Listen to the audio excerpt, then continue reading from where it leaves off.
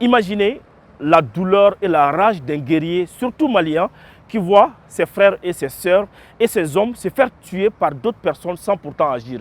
Difficile, n'est-ce pas? Pourtant, c'est le cas du colonel Madou Keïta et de ses hommes du régiment des commandos parachutistes lors de leur mission à Kidal dans le cadre du bataillon des forces armées reconstituées. Durant tout leur séjour, ils étaient bloqués dans le camp de l'aménagement sans pourtant combattre. Témoignage de celui qui a vécu cette situation dans sa chair. Suivons.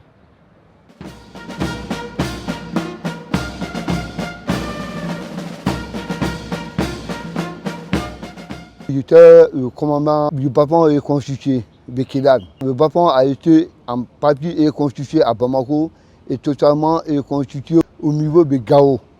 Donc nous sommes partis avec 3 compagnies. Une compagnie Pharma, une compagnie Schéma et une compagnie Plateforme. Chaque compagnie comprenait 143 Schéma, 143 Plateformes et 142 Pharma. Bon, ce qui fait un total de 428. Le bataillon était constitué de 428 éléments. Mais la totalité des bataillons n'a pas directement rejoint Kidal compte tenu des problèmes politiques. Nous sommes partis d'abord avec 2 compagnies et la 3e compagnie est restée à Gao. Nous sommes partis à Kidal dans le cadre de l'application des accords. Comme disait l'accord, le déploiement du bataillon constitué était un point important pour l'application des accords d'Alger.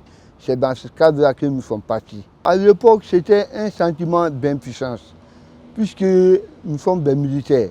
Donc si la patrie nous donne un devoir, nous sommes obligés de l'accomplir, quel qu'en soit le sacrifice. Donc c'est dans ce cadre-là qu'on essaie de jouer le jeu pour pouvoir vivre à Kidal. Sinon, tout le monde savait que voilà, ce n'était pas de cantonner des militaires dans un camp, mais c'était la situation du moment. Il fallait faire ainsi pour pouvoir respecter la volonté politique. Comme tout bon malien, un sentiment de fierté, un sentiment de satisfaction, surtout pour nous militaires, parce que c'était un devoir. C'était pour nous un devoir de récupérer Kidal. La position de Kidal ne confortait personne. Bon, actuellement, c'est vraiment un sentiment de fierté, c'est un sentiment de satisfaction. Surtout moi qui vous parle. Puisque en 2014, lors des événements de Mara, j'étais également le commandant de compagnie de blé rouge qui est fait à Kidal. Donc je sais les conditions dans lesquelles je suis sorti le 21 mai. Donc vraiment, c'était une promesse, c'était une dette pour moi à ce que Kidal revienne dans le giron de l'armée malienne. Ce que je dois, c'est que je n'ai pas participé physiquement à la libération de Kidal.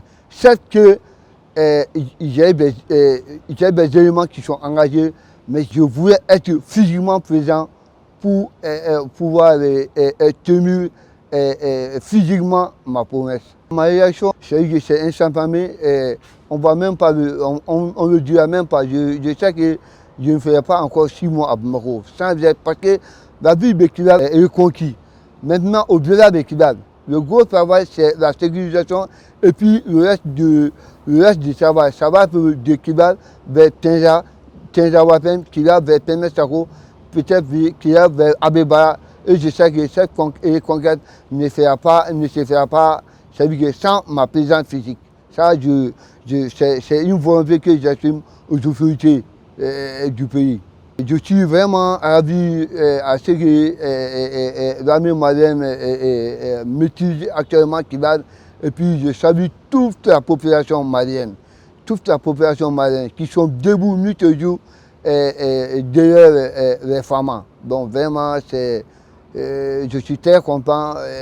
L'acte que les Maliens sont en train de poser actuellement, la cohésion, c'est que la cohésion qui existe au sein des femmes est vraiment à saluer. Ça, c'est la volonté des plus hautes autorités du pays qui demandent la cohésion et avec l'aide de Dieu, cette cohésion est en train de venir. Surtout qu'avec cette victoire, l'armée va beaucoup se réconcilier avec sa population.